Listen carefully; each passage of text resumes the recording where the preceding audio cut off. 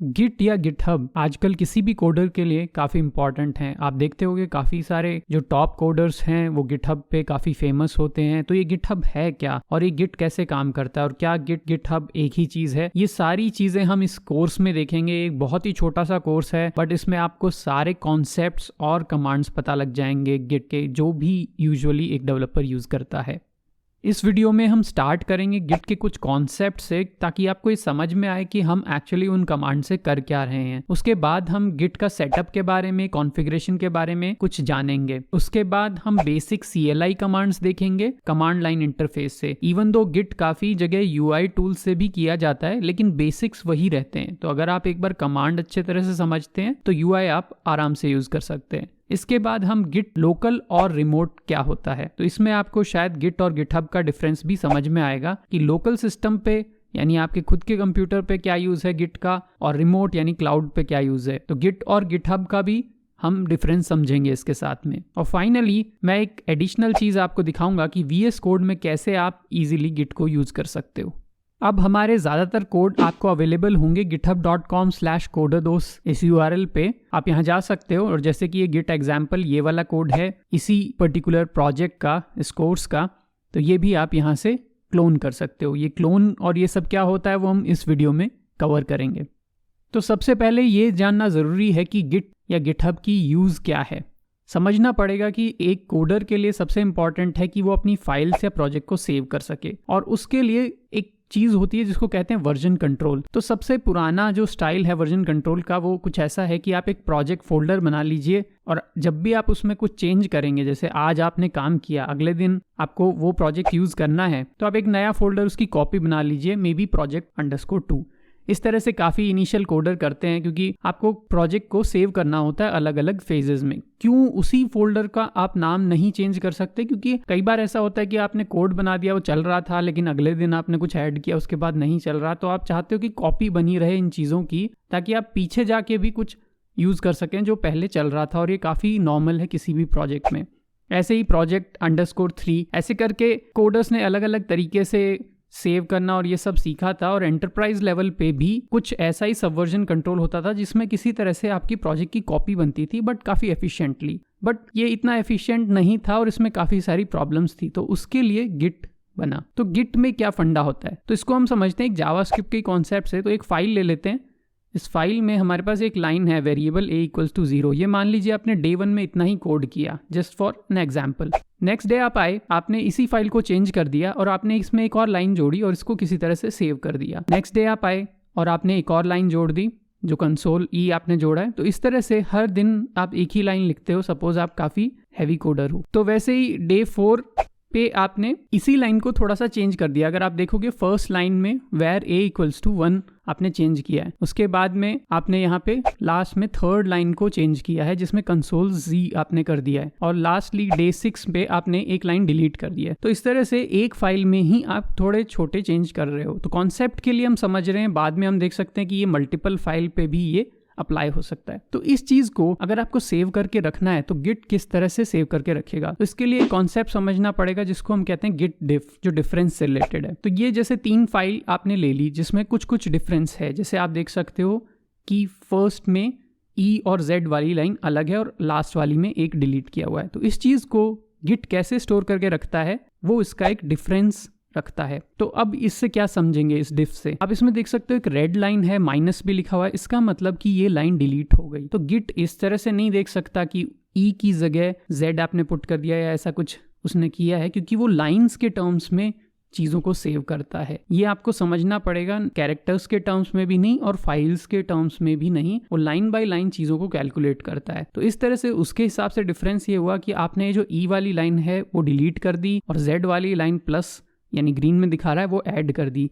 तो इस तरह से वो अपने डिफरेंस अपने डेटाबेस में रखता है, ताकि कभी भी आपको पीछे अपने किसी पॉइंट पे जाना हो प्रोजेक्ट में, तो वहाँ पे वो डिफरेंस कैलकुलेट करके वो आपको पहुँचा दे। ये उसकी एल्गोरिथम है, उसके डीप में हमको नहीं जाना है। ऐसे ही अगर आप नेक्स्ट डिफ देखोगे तो इसमें क्लियर है कि क्योंकि लास्ट लाइन आपने डिलीट की तो रेड में आपको इस तरह से डिफ दिखा देगा। ये सब चीज़ें हम कमांड्स में और UI में भी बाद में देखते हैं, लेकिन अभी इसको इन टर्म्स को समझना काफ़ी इंपॉर्टेंट है अगर आप गिट को समझना चाह रहे हैं तो। नेक्स्ट मैं कुछ गिट किस तरह से इसको रिप्रेजेंट करता है उसके बारे में बात करते हैं। तो मैंने यहाँ पे एक ब्रांच बनाई है, इस चीज़ को ब्रांच बोलते हैं। तो यहाँ पे सबसे पहले जब भी आप एक प्रोजेक्ट में कुछ स्टार्ट करते हो तो गिट इनिट एक कमांड होता है जिससे कि गिट का एक डेटाबेस क्रिएट होता है उस प्रोजेक्ट फोल्डर में। तो ये सबसे पहले ये कमांड दी जाती है। उसके बाद आप कोई भी चीज़ को गिट पे सेव कर सकते हो, गिट बेसिकली आपके कंप्यूटर पे ही। तो डे 2 डे 3 जैसे हमने पहले फाइल मानी थी, आप मान लीजिए इस तरह से है। तो नीचे सबसे पहला जो फाइल का सेव है उस पॉइंट को मैं रिप्रेजेंट कर रहा हूँ और ऊपर से ऊपर एक चेक पॉइंट मैं क्रिएट करते जा रहा हूँ जिसके बाद में हर डे। तो ये डे का कोई फंडा नहीं है, आप जितनी बार भी सेव करते हो, जिसको यहाँ पे कमिट कहा जाता है, इस चीज़ को जैसे यहाँ बाय डिफ़ॉल्ट ब्रांच मास्टर के नाम से जाना जाता है।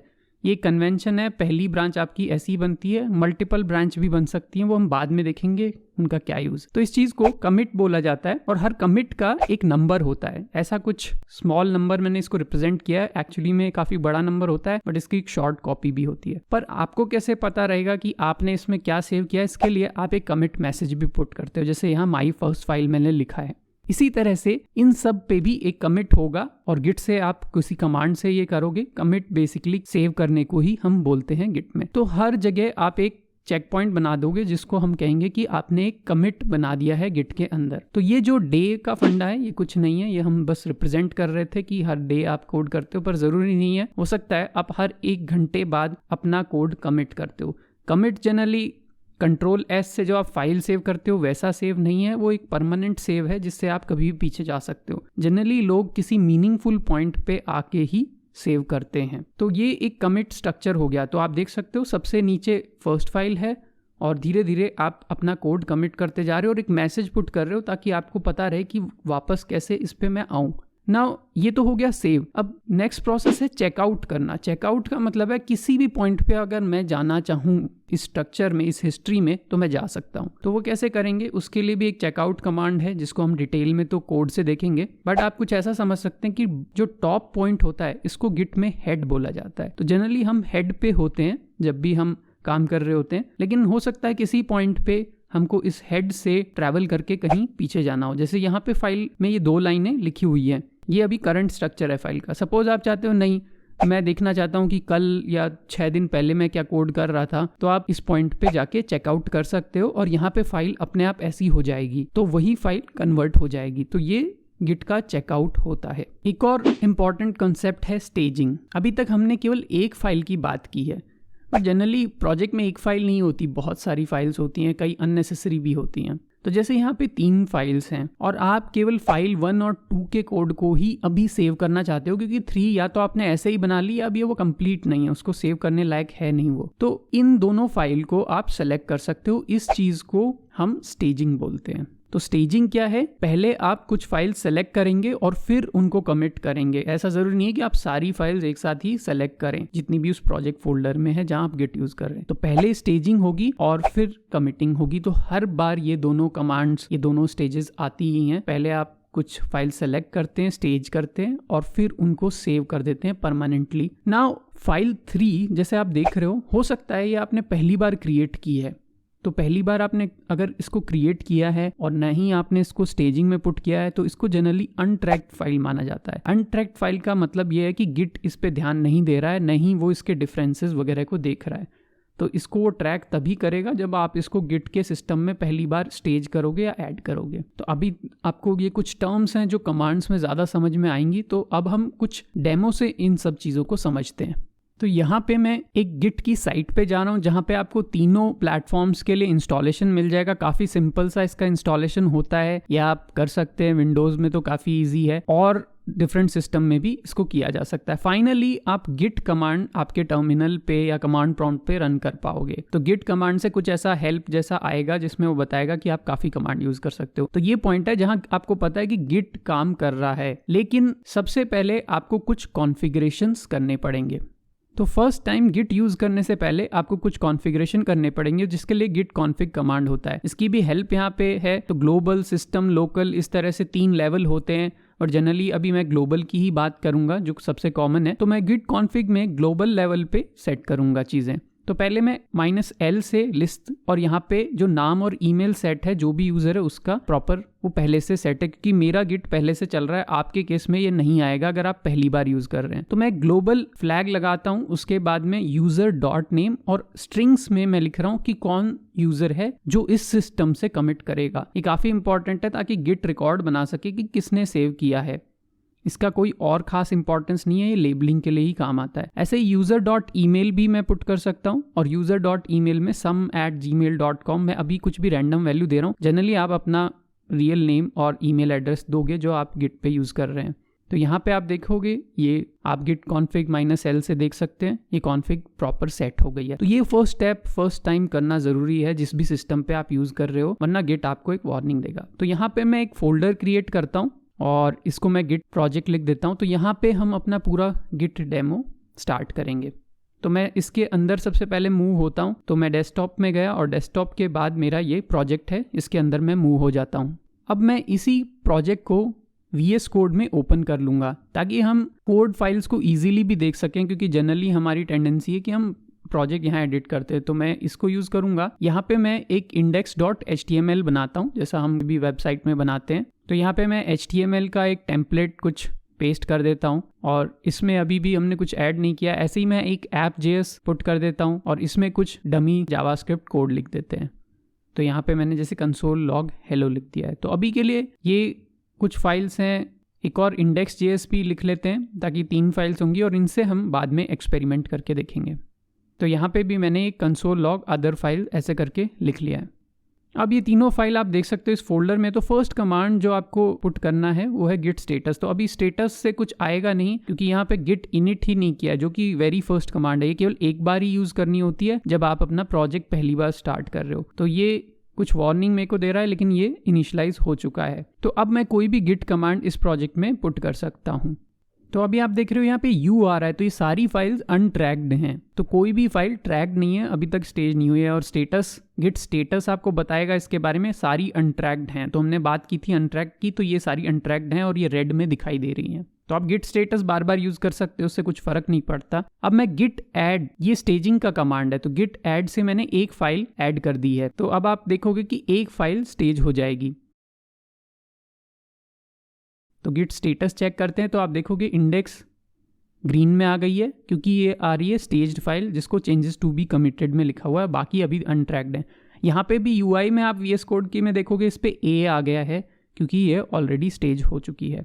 नेक्स्ट मैं डॉट लगाता हूँ। डॉट एक तरीका है जिससे आप सारी फाइल्स को एक साथ स्टेज कर सकते हो। थोड़ा डेंजरस है, ये याद रखना होगा, पर इससे आप सारी फाइल्स एक साथ स्टेज कर सकते हैं। तो सारी स्टेज हो गई हैं। अब इन सबको कमिट किया जा सकता है। कमिट मतलब सेव, स्टेजिंग का मतलब सेव नहीं है, वो केवल सिलेक्शन है। तो गिट कमिट -m और फिर एक मैसेज देना होता है। तो जैसे मैंने एक मैसेज दिया फर्स्ट कमिट, तो यहाँ पे आप देखोगे मास्टर ब्रांच जो नाम आ रहा है, ये वो कोड है जो इस कमिट का स्पेशल कोड है जो इसको डिनोट करता है। कितनी फाइल चेंज हुई, कितने प्लस माइनस क्या हुआ, वो सब यहाँ पे रिपोर्ट किया जाता है। अब आप गिट डिफ देखिए तो गिट डिफ कुछ नहीं है क्योंकि ये पहला ही कमिट है। तो डिफरेंस किस में कैलकुलेट करें वो अभी इस चीज़ को क्लियर नहीं है। तो गिट लॉग एक कमांड है जिससे आपको पता लगेगा कि आपका हेड कहाँ पे है, अभी तक कितने कमिट हो गए हैं। तो ये जैसे आपको एक लिस्ट जैसी दे देता है। अभी ये लिस्ट इसलिए नहीं लग रही क्योंकि इसमें एक ही लॉग है। तो ये करंट लॉग है, एक बहुत बड़ा सा नंबर आ रहा है, वही इस कमिट का नंबर है। ये रिप्रेजेंट कर रहा है कि अभी आप मास्टर ब्रांच पे हो और हेड अभी इस पॉइंट पे है, क्योंकि एक ही पॉइंट है तो हेड वहीं होगा ऑब्वियसली। तो ये सारी इंफॉर्मेशन आप देख सकते हो गिट लॉग से। तो गिट स्टेटस पे आ रहा है नथिंग टू कमिट, क्योंकि जो भी कोड हमने किया है वो परमानेंटली सेव है, कुछ भी अभी डर्टी कोड नहीं है। गिट ब्रांच से आप देख सकते हो करंट ब्रांच और किस पे आप हो, स्टार से पता लगता है कौन सी ब्रांच है। अभी क्योंकि एक ही ब्रांच है तो वही नाम यहाँ पे आ रहा है। अब मैं यहाँ पे कुछ चेंजेस करता हूँ जिससे पता लगेगा गिट चेंज कैसे मैनेज करता है। जैसे मैंने माई साइट इसका नाम चेंज कर दिया, मैंने यहाँ पे एक लाइन में हेलो वर्ल्ड लिख दिया। तो आप देख रहे हो यहाँ पे M भी लिखा रहा है मॉडिफाइड। अब गिट स्टेटस देखेंगे तो यहाँ पे मॉडिफाइड फाइल आ गई है। तो ये इसको ट्रैक तो कर रहा है क्योंकि अब पहले ही ये ट्रैकिंग चालू हो चुकी है, पर ये स्टेज्ड नहीं है। तो आप इसको गिट ऐड से एक एक करके स्टेज कर सकते हो। तो ऐसे ये वापस अब ग्रीन में आ गई है, इसका मतलब ये अब स्टेज तो है, तो नेक्स्ट कमिट में ये चली जाएगी। तो अब आप इसको कमिट कर सकते हो।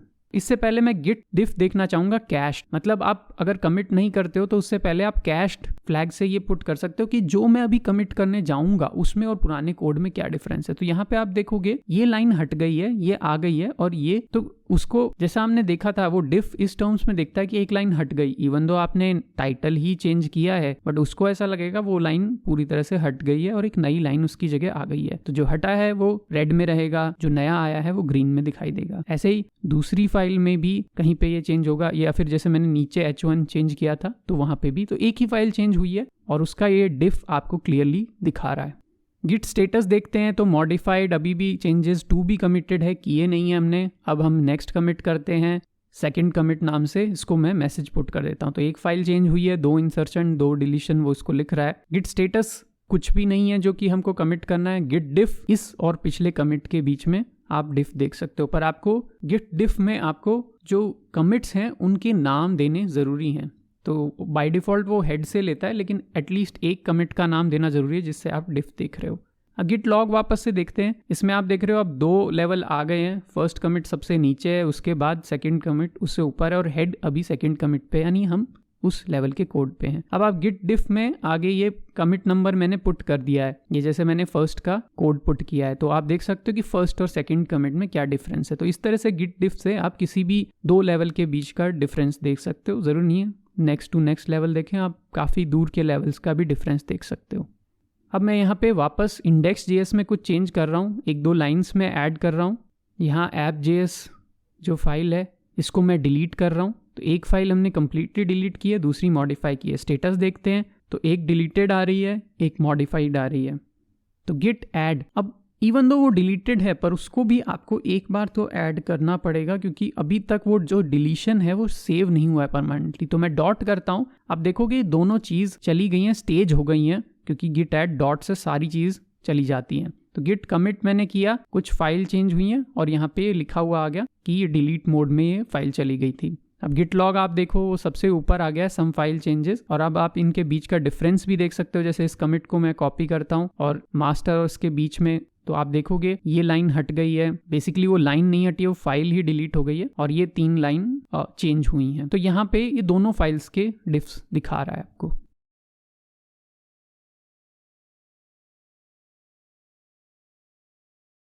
तो गिट चेकआउट करते हैं। गिट चेकआउट में भी मैं इसका देता हूं, तो ये बताता है हेड शिफ्ट हो गया है, बेसिकली हेड चला गया है सेकंड लेवल पे। तो अब आप देख रहे हो वो फाइल जो डिलीट थी वो वापस आ गई, पुराने इसमें 3 लाइन थी index.js में वो वहां पे चली गई। तो आपने बेसिकली चेकआउट कर लिया एक और स्टेज पे। स्टेटस में आप देखोगे तो हेड डिटैच्ड आएगा, क्योंकि हेड अभी टॉप पे नहीं है, तो वो बता रहा है कि हेड अभी एक ऐसी पोजीशन में है जहां पे आप अनस्टेबल हो। तो आप देख रहे हो गिट लॉग में भी वो टॉप वाली पोजीशन दिखाई नहीं दे रही है अभी, क्योंकि आप एक पोजीशन नीचे आ गए हो। वैसे वो अभी भी है। तो गिट चेकआउट इससे भी नीचे के लेवल पे आप जा सकते हो। तो यहाँ पे आप हेड एकदम नीचे आ गया, शुरू की स्टेज, यहाँ डॉक्यूमेंट टाइटल आ गया है, बिल्कुल जो हमने शुरू में कमिट किया था वैसे ही स्टेज पे हम आ गए हैं। तो गिट स्टेटस में आप देखोगे ये बताएगा कि हेड अभी इस पोजीशन पे है। तो गिट चेकआउट मास्टर एक तरीका है जिससे आप वापस टॉप पे आ सकते हो। तो ब्रांच का नाम लिखने से उसके हेड पे अपने आप टॉप पे चले जाते हैं। तो अब आप देखोगे लेटेस्ट जो टॉप स्टेज था वहां पे हम वापस आ गए हैं। या नीचे भी VS कोड में आप देख सकते हो कि ब्रांच का नाम और ये सब आता रहता है। ये सब VS कोड में काफ़ी हेल्पफुल टूल्स हैं। यहाँ VS कोड में ये एक साइड में टैब है जिसमें आप ये देखोगे ब्रांच का सा निशान है, ये गिट है। तो यहाँ से आप VS कोड का भी गिट यूज़ कर सकते हो। मतलब अगर आपको कमांड लाइन इतना पसंद नहीं है या आप जनरली यूज़ नहीं करना चाहते तो यहाँ से भी आप चीज़ें यूज़ करके देख सकते हो। इसको समझने के लिए हम एक और डेमो बनाते हैं, डेमो.js फाइल, और इसमें मैंने कंसोल लॉग डेमो ऐसा कुछ लिखा। इस बार हम VS कोड के टूल्स यूज़ करेंगे इन सब के लिए। एक और चेंज कर देते हैं यहाँ पे index.html में भी। तो अब आप यहाँ देख रहे हो 2 चेंजेस आ गए हैं। तो इसमें दिखा भी रहा है आपको, और काफ़ी इजीली डिफ भी आप देख पा रहे हो कि ग्रीन और रेड कलर में कि डेमो.js में ये लाइन ऐड हुई है। ऐसे इंडेक्स में ये लाइन बदल के ये लाइन आ गई, तो डिफ भी साथ साथ देखने को मिल रहा है। तो काफ़ी ईजी UI टूल है। अब आगे का प्रोसेस हम कैसे कर सकते हैं, तो यहाँ पे आपको कुछ प्लस साइंस और ये दिख रहे होंगे। तो एक एक करके आप फाइल्स को प्लस से यानी स्टेज कर सकते हो, माइनस से वापस हटा सकते हो। तो मैंने केवल एक फाइल को प्लस किया, यानी इंडेक्स को ही केवल स्टेज किया है। यहाँ ऊपर जो आप मैसेज लिख रहे हो कमिट का मैसेज है, तो जो भी आप यहाँ टाइप कर दोगे वो कमिट हो जाएगा। और यहाँ पे जो ये चेक साइन टिक साइन है इससे ये कमिट हो जाएगा। तो काफी इजी UI है। प्लस करते हैं, उससे ऊपर वो चला जाता है।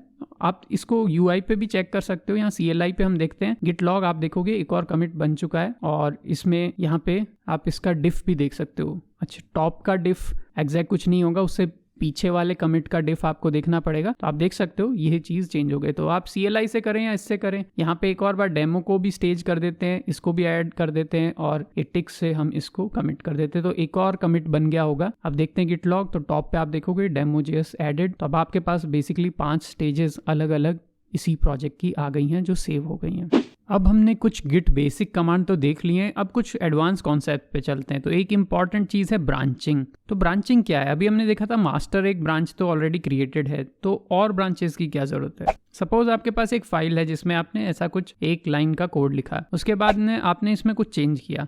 अब आपके दिमाग में कुछ आइडिया आया कि एक और फीचर मैं बना सकता हूँ या फिर एक नया वर्जन बना सकता हूँ इस प्रोजेक्ट का। जैसे कई बार नहीं होता कि प्रो वर्जन, बेसिक वर्जन, इस तरह से, या कुछ भी आपके दिमाग में आया, आपको लगा कि ये फाइल में तो मैं कंटिन्यू करता रहता हूँ चेंज, लेकिन एक पैरेलल ऐसे ही प्रोजेक्ट से कुछ और भी बनाता हूँ। तो उस टाइम पे एक चीज़ तो है आप इस पर कंटिन्यू करोगे काम, तो जैसे इस पर आपने एक तीसरी लाइन जोड़ दी, लेकिन इससे पहले वाली स्टेज पे आपने इसकी एक और कॉपी बना ली थी और उसमें आपने कंसोल लॉग में बी जैसे अभी रिप्रेजेंट करने के लिए छोटा सा चेंज कर दिया था। तो ये दो तरह की हिस्ट्री हो गई। एक तरह की दोनों चीज़ें जो सेकंड स्टेज है वहाँ से जा रही हैं, लेकिन एक तरफ आप हिस्ट्री में दूसरी तरफ चले गए, कुछ और लाइंस लिखने लग गए, एक तरफ आप कुछ और करने लग गए।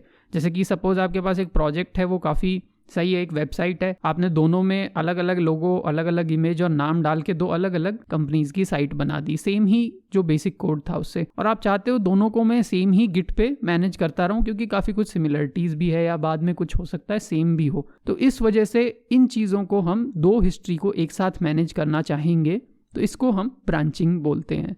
तो आप देख रहे हो कैसे ब्रांच बन गई है। इस चीज़ को अगर आप जिस तरह से ट्री में रिप्रेजेंट करना चाहोगे गिट का जो होता है, यहाँ पे इसको ब्रांच मास्टर और ब्रांच फीचर मान लेते हैं कि जो सीधी चल रही थी बाय डिफ़ॉल्ट एक मास्टर ही होती है वैसे, और दूसरी का नाम मैं फीचर 1 दे देता हूँ। इसको अब गिट ट्री पे देखते हैं।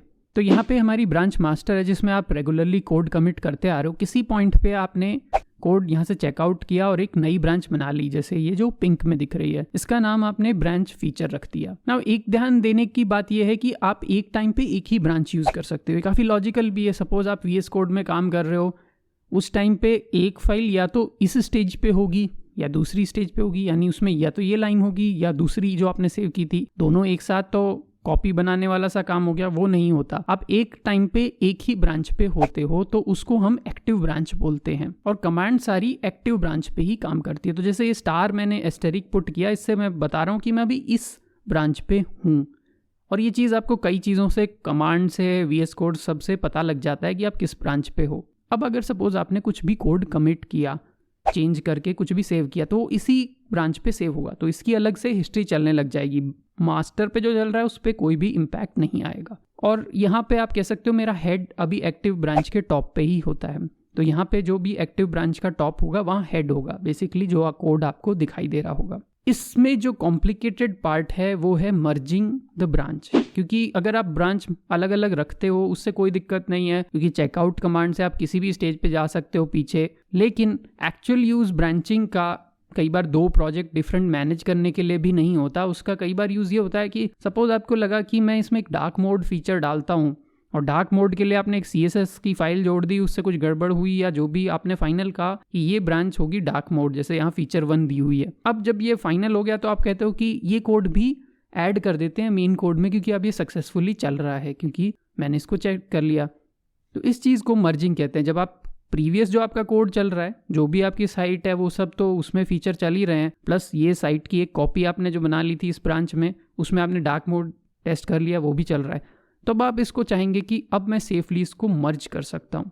तो इंट्यूटिवली तो ऐसा लगता है कि मर्ज करने के लिए मे बी इन दोनों के बीच का एक कनेक्शन बना दें, बट ऐसा होगा नहीं, क्योंकि आपको भी पता है कि उसमें कुछ चेंजेस होंगे टॉप पॉइंट में, इसमें कुछ होंगे, वो आपस में हो सकता है कॉन्फ्लिक्ट क्रिएट कर दें।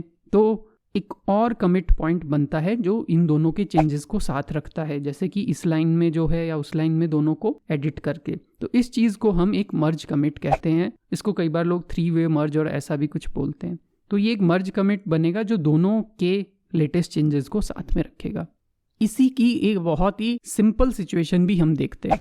यहाँ पे इस सिंपल सिचुएशन में आप देखते हो कि जो ब्रांच मास्टर है इसमें आपके पास में जो टॉप है वहाँ से आपने एक ब्रांच निकाली, उसका नाम है फीचर 1। तो इस सिनारियो और पिछले सिनारियो में क्या फ़र्क है कि मास्टर ब्रांच अभी आगे बढ़ी ही नहीं, आप एक तरह से फीचर 1 पे ही कोड लिखे जा रहे हो और फीचर 1 में ऑलरेडी मास्टर का कोड तो है ही, क्योंकि उसकी हिस्ट्री को आप बढ़ा रहे हो आगे। तो ये एक बहुत ही पर्टिकुलर सिचुएशन है जो कई बार होती है, जिसमें आप मास्टर ब्रांच को बस ऐसे ही रख देते हो कि जब भी कुछ कोड सही हो जाएगा उसके बाद उसमें कमिट करेंगे। तो इसमें ज़्यादा कोई कॉन्फ्लिक्ट नहीं है, क्योंकि आपको पता है कि हिस्ट्री तो वैसे लीनियर ही चल रही है, इवन दो दूसरे ब्रांच के नाम पे चलेगी, ब्रांच एक लेबल की तरह बस एक्ट कर रही है। तो इस सिचुएशन में जब आप मर्ज करोगे ब्रांचेस को, तो बस ये लेबल है वो ब्रांच के टॉप पे चला जाएगा। तो आप ये कह सकते हो कि इस वक्त मास्टर भी वहीं चली गई है, तो यही मास्टर का भी हेड हो गया है, फीचर का भी टॉप यहीं पे है।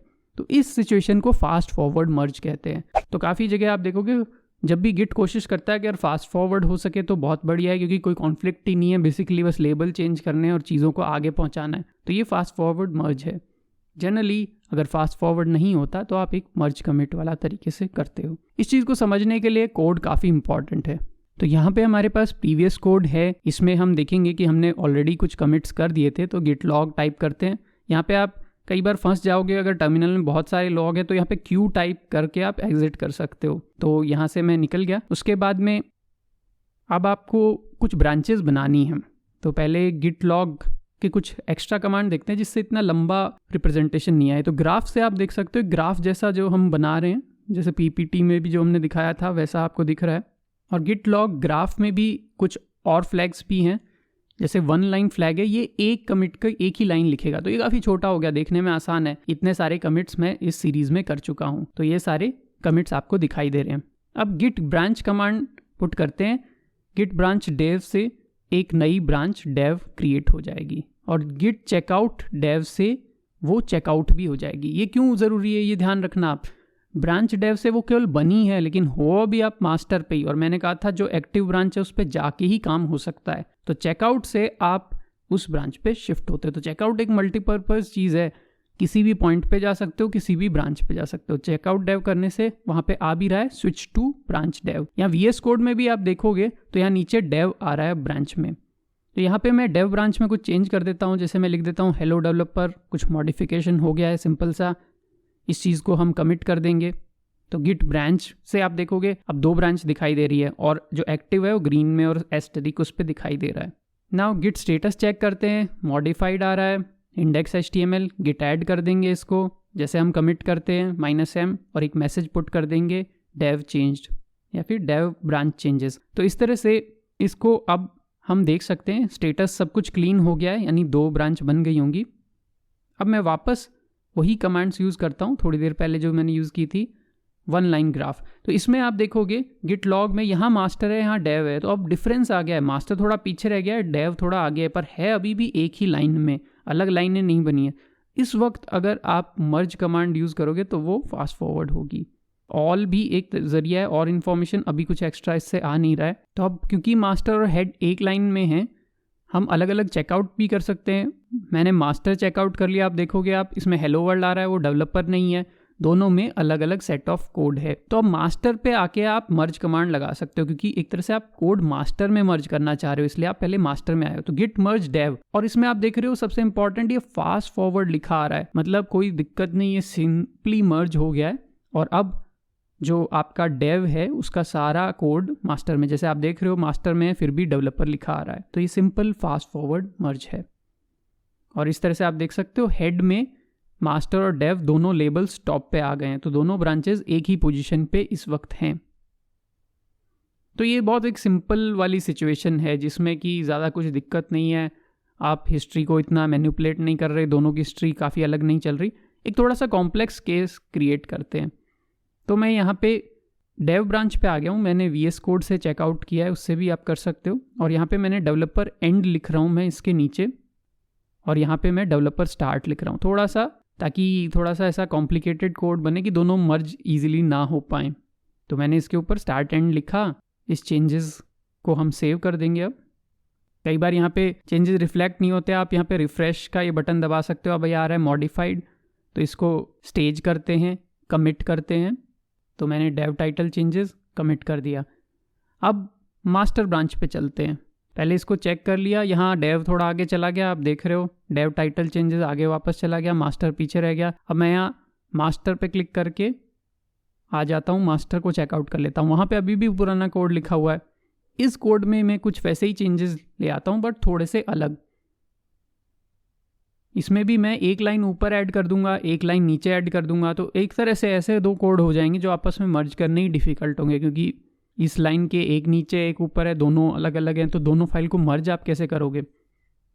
तो जानबूझ के हम ये थोड़ा कॉम्प्लिकेटेड क्रिएट कर रहे हैं। रिफ्रेश करते हैं, यहाँ पे स्टेज करते हैं और इसको भी ऐड कर देते हैं। तो मास्टर टाइटल चेंजेस इस पर मैं कर देता हूँ। वापस जाते हैं, हमारा ग्राफ देखते हैं। अब आप देख रहे हो कुछ कुछ वैसा ग्राफ आ रहा है, डाइवर्जेंट, दोनों अलग अलग डायरेक्शन में चले गए हैं। मास्टर अलग चला गया है, डेव ऐसे नहीं कह सकते कि कोई ऊपर या नीचे है, क्योंकि दोनों अलग अलग डायरेक्शन में चले गए हैं। इस सिचुएशन में मर्ज करना थोड़ा सा डिफिकल्ट होगा, पर उसको हम एक बार ट्राई करके देखते हैं। तो गिट ब्रांच पे आप देखो, अभी आप एक्टिवली मास्टर ब्रांच पे हो, तो आप मर्ज डेव कर सकते हो। तो इसमें डेव के चेंजेस, अब यहाँ पे आप देखो क्या आया, मर्जिंग में कॉन्फ्लिक्ट आ गया है और ये कह रहा है कि इससे ये कॉन्फ्लिक्ट फिक्स नहीं हो रहे, तो आप मैनुअली करो। अब यहाँ जाके हम देखते हैं कुछ स्पेशल हुआ है। VS कोड थोड़ा सा इंटेलिजेंट है, तो वो हमको 2 कलर्स में दिखा रहा है, बट एक्चुअली गिट केवल यहाँ पे एक हेड और एक टेल सेक्शन बना देता है। तो हेड सेक्शन में कुछ एरो और हेड लिखा हुआ है, फिर बीच में एक गैप आया है, कुछ इक्वल साइन आया है और उसके नीचे एक टेल सेक्शन है। तो एक है करंट चेंजेस, जो ऊपर आपको ग्रीन में दिखाई दे रहा है, वो है इस ब्रांच के चेंजेस, और जो दूसरी ब्रांच आप मर्ज कर रहे हो उसके आपको ब्लू में दिखाई दे रहे हैं, उनको ये इनकमिंग चेंज बोल रहा है। ये आपको VS कोड कुछ एक्स्ट्रा ऑप्शन दे रहा है, वो केवल UI में होते हैं, एक्चुअली में नहीं होते, तो उसको आप यूज़ कर सकते हो वैसे। बट बेसिकली यहाँ पे आपको मैनुअली चीज़ें चेंज करनी है, और ये जो एरो वगैरह हैं इनको हटाना पड़ेगा, और ये जो हेड लिखा है ये सब कुछ केवल कोड जो सेंस बनाता है वही रखना। तो मैं एक्सेप्ट बोथ चेंजेस एक बार के लिए कर लेता हूँ, तो ये अपने आप ये एरो वगैरह को हटा देगा। लेकिन रियल में अगर आपके पास ये UI ऑप्शन नहीं है, तो आप इन एरोज़ को, इन सबको हटा दीजिए, क्योंकि ये एक्चुअल कोड तो है नहीं, ये केवल गिट ने यहाँ पुट किए ये दिखाने के लिए कि आपका कॉन्फ्लिक्ट आ गया है। तो अब मैंने कॉन्फ्लिक्ट हटा दिए सारी लाइंस, लेकिन मेरे को सारी लाइंस नहीं चाहिए क्योंकि रिपीटेड हैं। जैसे हेलो डेवलपर तो वैसे ही रिपीटेड है, तो इनमें से तो एक ही चाहिए।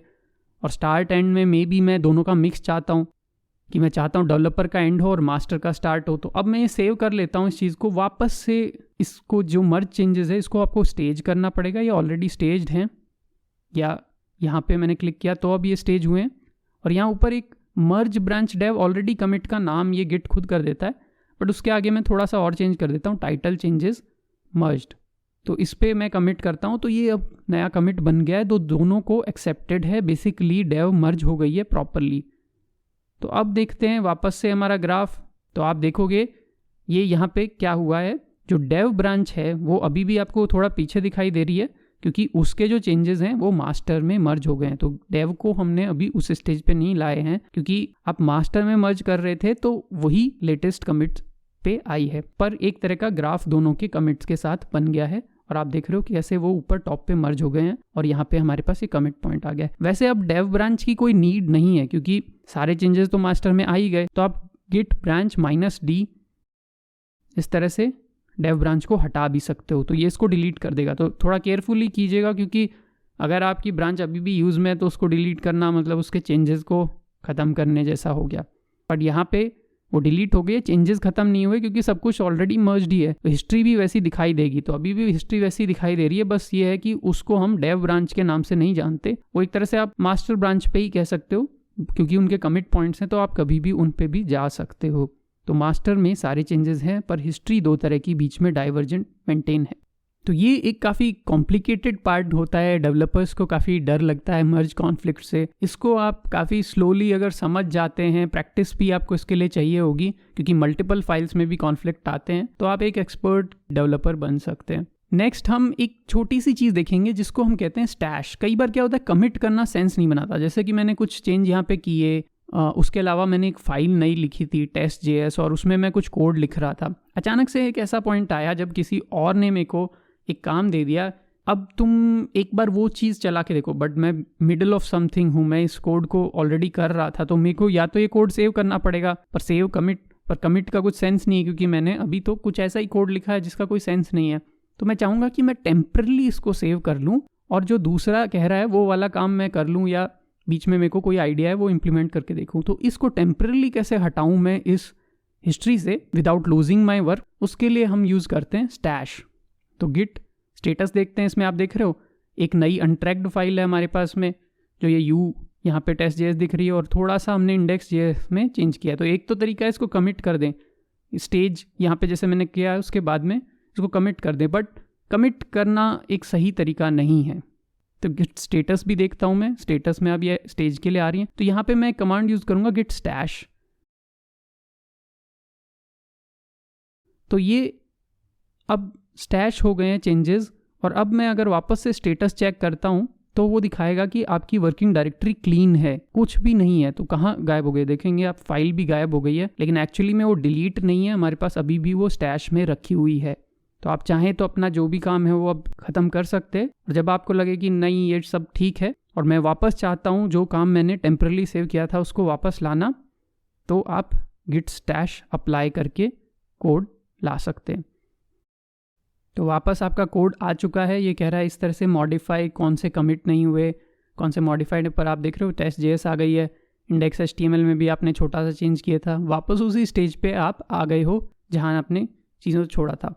इसको चाहे तो अब आप कमिट भी कर सकते हो, पर कमिट करने से पहले एक बार ये देखते हैं कि इस चीज़ को हम VS कोड से भी कर सकते हैं, मतलब UI से भी कर सकते हैं। तो सपोज़ जैसे ये दोनों चीज़ें हैं, इसको आप स्टैश करना चाहो तो यहाँ साइड में आप जा सकते हो, यहाँ पे भी एक स्टैश का ऑप्शन होता है, तो उसमें स्टैश क्लिक कर सकते हो। यहाँ स्टैश का एक मैसेज भी दे सकते हो, क्योंकि आप मल्टीपल बार भी टेम्परेरी चीज़ें सेव कर सकते हो, जैसे मैंने इंडेक्स टेस्ट नाम से ये दिया। तो अब गायब हो गई चीज़ें। अब वापस जब आपको लाना हो तो स्टैश में या तो आप अप्लाई लेटेस्ट स्टैश कर दो जो मैंने किया था पहले, या फिर आप अप्लाई स्टैश कर सकते हो, जिसमें वो पूछेगा कि कौन सा स्टैश आपको अप्लाई करना है। तो क्लिक किया, यहाँ पे आप सेलेक्ट कर सकते हो, नाम होंगे अलग अलग। तो जैसे मैं देखूंगा इंडेक्स टेस्ट, तो इसको मैं अप्लाई कर सकता हूँ। तो आप मल्टीपल टाइम, कई बार छोटा सा कोड हम लिख लेते हैं और उसको हम ऐसे ही टेम्परेरीली रखना चाहते हैं, तो उसके लिए स्टैश यूज़ किया जा सकता है। तो फाइनली मैं इन सब चीज़ों को कमिट कर रहा हूँ, मैं स्टैश से वापस ले आया हूँ, पर अब मैं चाहता हूँ कि नहीं ये काम पूरा कंप्लीट हो गया है, अब मैं इसको सेव करना चाहता हूँ परमानेंटली, तो मैं स्टैश को सेव कर देता हूँ। तो अब आप देखोगे गिट लॉग 1 लाइन से तो सब कुछ सेव्ड है मास्टर ब्रांच पे। अभी तक हमने सब कुछ गिट लोकल पे किया है, तो यहाँ पे हम लोकल वर्सेस रिमोट के बारे में देखते हैं। तो ये जो सब था वो लोकल यानी आपके सिस्टम पे हो रहा था, जिसको हम गिट लोकल भी बोलते हैं। तो रिमोट क्या है, बेसिकली गिट रिमोट एक कुछ क्लाउड है, जैसे गिटहब आप जानते होगे, वहाँ पे आप ऐसी ही एक ब्रांच बना के रखते हो। फर्क इतना है कि ब्रांच में एक निकनेम जुड़ जाता है, जैसे इस जगह का मैंने इस रिमोट का नाम ओरिजिन रखा है, तो ब्रांच का नाम हो जाएगा origin/master। ये कन्वेंशन है ना। ओरिजिन मैंने इसका नाम क्यों रखा है, उसका रीजन ये है कि गिट रिमोट बहुत सारे हो सकते हैं, मतलब आप अपने प्रोजेक्ट को 10 जगह भी कमिट करके पुश करवा सकते हो। आप सोच सकते हो कि एक जगह गिटहब, कोई और भी साइट है जैसे कि बिटबकेट, सब पे आप अलग अलग क्यों रख रहे हो, उसका कोई रीजन होगा, बट जनरली एक तो होता ही है रिमोट, पर कई लोग मल्टीपल रिमोट भी रखते हैं अलग अलग रीजन से। तो जैसे मैंने यहाँ पे मास्टर ब्रांच को रिमोट पे पहुंचा दिया है, तो वो ओरिजिन ब्रांच दिख रही है ना। ये एक्टिव ब्रांच थी, तो इस पे जब हमने पुश कमांड हम देखेंगे वो अप्लाई की, तो ये ब्रांच यहाँ मास्टर आ गई। एक्टिव ब्रांच अगर ये फीचर 1 होती, जैसे हमारे केस में फीचर 1 इसका नाम है, अभी डेव हो सकती है, कुछ भी हो सकती है, इस पे अगर आप पुश करोगे तो यहाँ पे origin/feature1 इस तरह से भी ब्रांच चली जाएगी। तो एक एक करके आपको ब्रांच को पुश करना होता है। पुश एक कमांड है, उससे आप लोकल का डेटा पुश कर देते हो, लोकल की हिस्ट्री पुश कर देते हो रिमोट पे। रिमोट मतलब क्लाउड, जहाँ पे आप भी एक्सेस कर सकते हो, आपके टीम मेंबर हैं वो भी सेम हिस्ट्री एक्सेस कर सकते हैं। नाउ पुल इसी का ऑपोजिट है, मतलब जब सपोज आपने कोड नहीं चेंज किया, किसी और आपके टीम मेंबर ने कोड चेंज कर दिया और उसने गिट रिमोट पे लेटेस्ट कोड रख दिया, उस लेटेस्ट कोड को अपनी हिस्ट्री में लाने के लिए जो एक्शन है वो पुल होगा। तो पुश एंड पुल एक दूसरे के ऑपोजिट है। एक और चीज़ है क्लोनिंग। सपोज आपने तो अभी तक प्रोजेक्ट स्टार्ट भी नहीं किया, किसी और का प्रोजेक्ट आप कॉपी कर रहे हो, या फिर आप कोई ओपन सोर्स से कोई प्रोजेक्ट उठा रहे हो, या फिर आपके टीम मेंबर ने पहले से बना लिया, तो उस चीज़ को क्लोनिंग कहते हैं। फर्क क्या है, आपने गिट इनिट नहीं किया, आपने प्रोजेक्ट नहीं बनाया, आप प्रोजेक्ट क्लोन कर रहे हो। तो ये याद रखना है कि गिट इनिट तब यूज़ करें जब प्रोजेक्ट आप खुद बना रहे हो फर्स्ट टाइम और उसको आप ही स्टार्ट कर रहे हो। दूसरे का प्रोजेक्ट अगर उठाना है तो क्लोन करना ज़रूरी है, इनिट करना ज़रूरी नहीं है। तो उसके लिए क्लोन कमांड होती है जिससे सेम टू सेम हिस्ट्री सारी ब्रांचेस आपके पास में आ जाती हैं जो भी रिमोट पे होती है। रिमोट मतलब जैसे गिटहब। तो इस चीज़ को हमें कोड से समझेंगे तो ये काफ़ी क्लियर हो जाएगा। इसी चीज़ पे बाद में आपको एक्सेस भी हो सकती है कि आप रीड या राइट एक्सेस कर सको, तो इस पे पुश या पुल वो सब आप कर सकते हो। इन सब के लिए थोड़ा एक्सेस वाला पार्ट देखना ज़रूरी है जो हम इस वीडियो में नहीं डिस्कस कर रहे। तो बाय डिफ़ॉल्ट हम मान रहे हैं कि आप ही ओनर हैं और आपको सारी एक्सेस प्रोवाइडेड है। तो पुश में ऐसा भी हो सकता है कि आपको राइट एक्सेस नहीं हो, बट अभी के केस में जो एग्जाम्पल हम पुट करेंगे उसमें आपको राइट एक्सेस ऑलरेडी होगी। तो यहाँ पे मैं गिट रिमोट -v पुट कर रहा हूँ। इससे कितने रिमोट्स हैं वो पता लगेगा। अभी कुछ भी नहीं है तो एकदम ब्लैंक आ रहा है। तो मैं यहाँ पे गिटहब पे अपने अकाउंट पे जाऊँगा। आप भी अगर अकाउंट बनाएंगे तो इस तरह से दिखाई देगा। यहाँ पे क्योंकि मेरे पास कोडर दोस्त ऑर्गेनाइजेशन है तो थोड़ा सा अलग दिख रहा है, बट मेन चीज़ है यहाँ मेन्यू पे आप ऊपर जाइए और एक न्यू रिपोजिटरी आप क्रिएट कर सकते हो। मेरे केस में यहाँ पे जब भी मैं न्यू रिपोजिटरी बनाऊंगा वो एक कोडर दोस्त ऑर्गेनाइजेशन के अंडर आएगी। आपके केस में वो आपके यूज़र नेम के अंडर आएगी, बाकी कोई फ़र्क नहीं है। तो यहाँ पे मैंने जैसे गिट एग्जाम्पल नाम से एक रिपोजिटरी बनाई। ये चेक करेगा कि ये यूनिक है क्या, आपने कोई ऐसा पहले तो प्रोजेक्ट नहीं बनाया सेम नाम का। और फिर इसमें आप कुछ डिस्क्रिप्शन वगैरह दे सकते हो जस्ट फॉर योर इन्फॉर्मेशन, या कोई आएगा उसके लिए। पब्लिक प्राइवेट आप पुट कर सकते हो। पब्लिक का मतलब है ये सबको दिखाई देगा, तो एक्सेस की कोई इशू ही नहीं है। मतलब लोग इसको रीड कर पाएंगे, राइट तो नहीं कर पाएंगे लेकिन रीड कर पाएंगे, जिसको ओपन सोर्स भी बोलते हैं कि ये पब्लिकली आपने कोड दे दिया विद लाइसेंस। तो मैं इसको अभी पब्लिक पुट कर देता हूँ। नीचे का कोई भी एक्शन आप क्लिक नहीं कर सकते क्योंकि अभी आपने प्रोजेक्ट बना रखा है। तो इस केस में क्योंकि आपने प्रोजेक्ट बना रखा है, आप रीड मी या कुछ ऐड करेंगे तो उसमें कॉन्फ्लिक्ट आ जाएगा। तो ये सब आप मत चेक कीजिए और आप जाके सीधे क्रिएट रिपोजिटरी कर सकते हो। ये अगर आप कर दोगे रीड मी ऐड तो उससे कॉन्फ्लिक्ट आएगा। तो यहाँ पे कुछ एक खाली रिपोजिटरी बन गई है। यहाँ आप देख रहे होगे ये आपको बता रहा है कि कौन से कमांड से आप कुछ कर सकते हो, बट ये सारे कमांड्स वो पहली बार जो गिट यूजर है उसके लिए बता रहा है कि इनिट करो, ऐड करो, कमिट करो। ये सब हम कर चुके हैं। तो बेसिकली ये सब हमको करने की जरूरत नहीं है। हमको बस ये रिमोट का एड्रेस ऐड करना है हमारे लोकल में। तो ये एक बहुत इंपॉर्टेंट स्टेप है, आपको रिमोट ऐड करना है। तो ये लाइन मैं कॉपी कर लेता हूँ, यहाँ पे दी गई होगी आपके ही प्रोजेक्ट के हिसाब से। पेस्ट करते हैं गिट रिमोट ऐड। उसके बाद में ऐड और रिमूव दोनों हो सकते हैं, मतलब आप हटा भी सकते हो। फिर ओरिजिन क्या है, एक निकनेम है, कन्वेंशन है कि हम शुरू में जो मेन ब्रांच, जो मेन हमारा रिमोट है उसको ओरिजिन बोलते हैं, और उसके आगे एक्चुअली ओरिजिन क्या है वो हमारा पूरा यूआरएल हम पुट कर रहे हैं। तो ये हमने वहीं से कॉपी किया है। तो बेसिकली इसी यूआरएल का निकनेम है ओरिजिन। यहाँ पे आप देखोगे दो कन्वेंशन है, HTTPS और SSH। तो मैंने SSH वाला कॉपी किया है। उसका एक रीज़न है कि मैं ऑलरेडी अपनी SSH की गिटहब को दे चुका हूँ। SSH क्या है वो इस वीडियो में हम कवर नहीं करेंगे। अगर आप पहली बार यूज़ कर रहे हैं गिट तो आप HTTPS URL दें तो ज़्यादा अच्छा रहेगा, क्योंकि उससे क्या होगा वो आपसे हर बार लॉगिन पासवर्ड पूछेगा, अदरवाइज आपको एक्सेस नहीं मिलेगी। तो गिट रिमोट -v अब आप देखते हो तो दो है, फेच और पुश।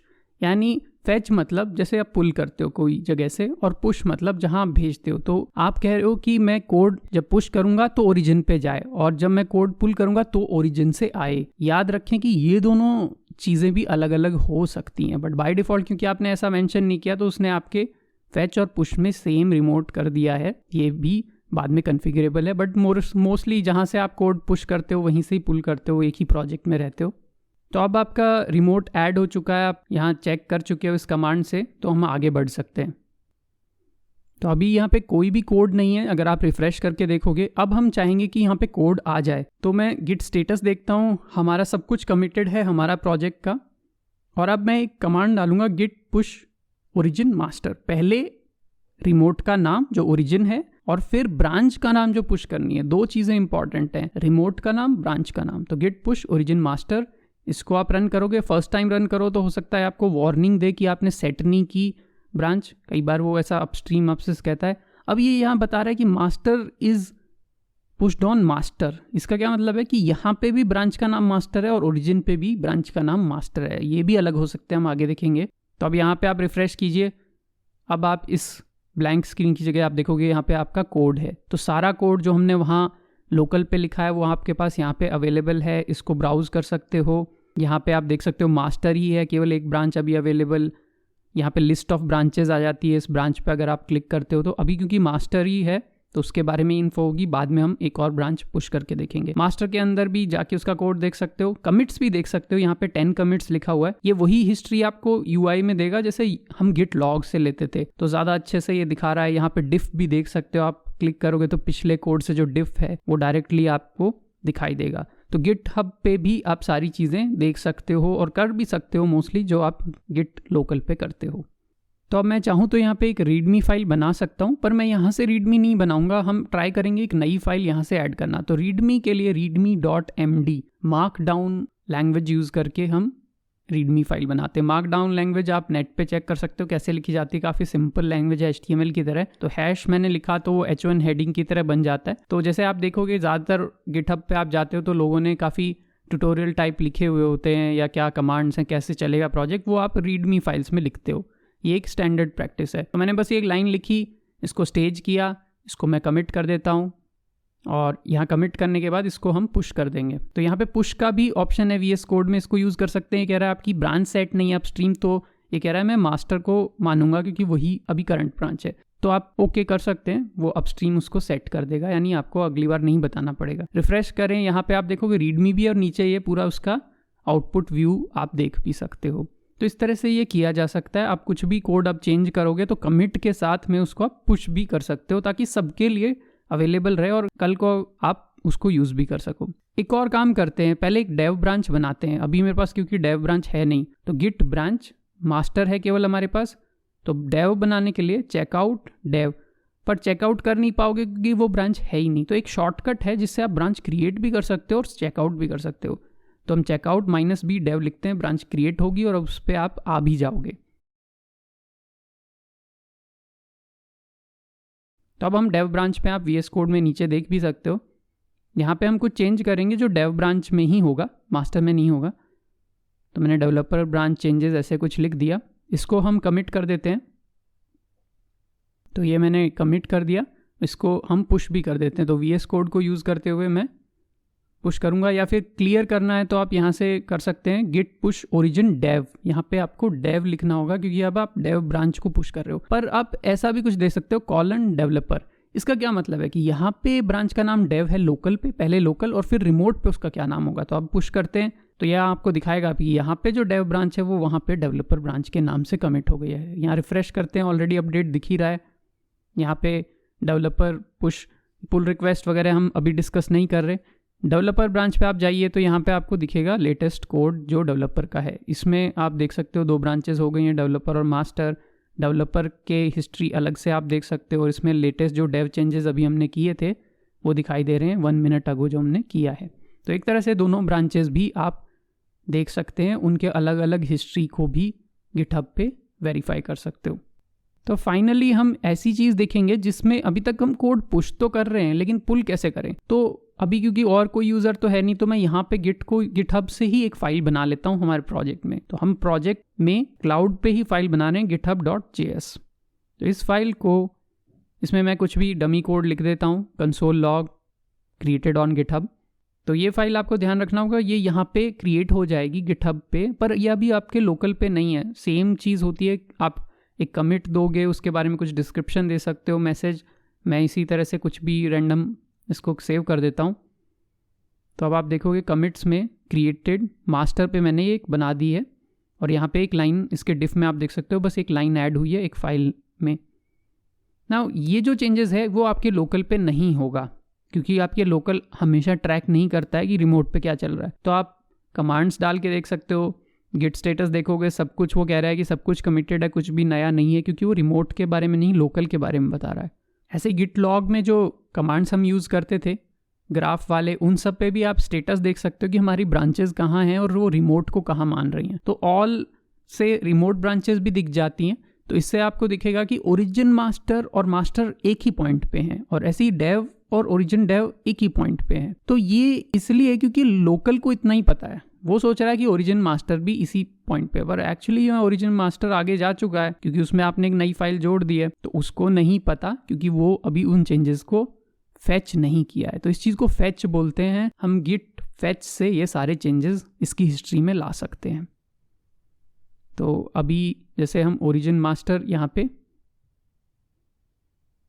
यहाँ आप देख रहे हो यही फाइल है, वो फाइल है नहीं github.js, तो फैच मैं करता हूँ। तो अब आपके पास हिस्ट्री में सारे चेंजेस आ गए, डेटाबेस में अभी भी एक्चुअल वर्क स्पेस में नहीं आए होंगे। तो आप देखोगे यहाँ पे देखो ओरिजिन मास्टर टॉप पे चला गया है और मास्टर नीचे रह गया है। ठीक है, ओरिजिन मास्टर आगे है, मास्टर पीछे है, क्योंकि जो रिमोट है वो हमसे आगे इसको पता है, पर अभी भी इसने वो दोनों चेंजेस इक्वल नहीं किए, मर्ज नहीं किए, तो इस चीज़ को मर्ज बोलते हैं। तो आपको एक और कमांड पुट करना पड़ेगा, गिट मर्ज। इससे क्या होगा, ओरिजिन और इसकी कमांड सेम, और यहाँ पे आपके पास GitHub.js जो वहाँ क्रिएट की थी वो आ गई। तो GitHub पे ही क्रिएट करना ज़रूरी नहीं है, आपका कोई फ्रेंड या कोई और कोलैबोरेटर भी अगर लेटेस्ट कोड पे चला जाता है तो उसको भी आप इसी प्रोसेस से ला सकते हो। तो 2 स्टेप हैं, फैच करो चेंज, फिर देखो कि करना है या नहीं, और फिर मर्ज करो। कई बार क्या होता है कि हम ये दोनों प्रोसेस करना नहीं चाहते, तो उसके लिए एक शॉर्टकट भी है। तो जैसे यहाँ आप देख रहे हो सब मास्टर और ये एक लेवल पे ही है। तो जनरली फैच और मर्ज करना ज़रूरी नहीं है। आप एक फाइल और मैं क्रिएट करता हूँ और दिखाता हूँ कि ये दोनों एक स्टेप में भी किए जा सकते हैं। तो गिट डेमो JS हम बनाते हैं, इसमें मैं डेमो कोड लिखता हूँ, वैसे ही सारा प्रोसेस करेंगे, कमिट करेंगे, ये सेव हो गई होगी। यहाँ पे हम हिस्ट्री में देख सकते हैं गिट डेमो JS मास्टर में आ गई है, लोकल पे अभी तक ये नहीं आई होगी। तो अब मैं ग्राफ में देखूंगा वैसा ही होगा कि मास्टर और ओरिजिन इसको लग रहा है एक जगह पे, पर एक्चुअली में वो है नहीं। तो मैं गिट पुल ओरिजिन मास्टर, जैसे पुश था वैसे ही पुल ओरिजिन मास्टर लिखता हूँ। तो उससे पुल से क्या होगा, फैच भी हो जाएगा, मर्ज भी हो जाएगा। तो वो ट्राई करेगा मर्ज करने का भी उसको। तो इस तरह से पूरा कोड आपका आ गया होगा। तो ये सक्सेस हुई है। यहाँ पे आप देखो गिट डेमो JS भी आ गई है।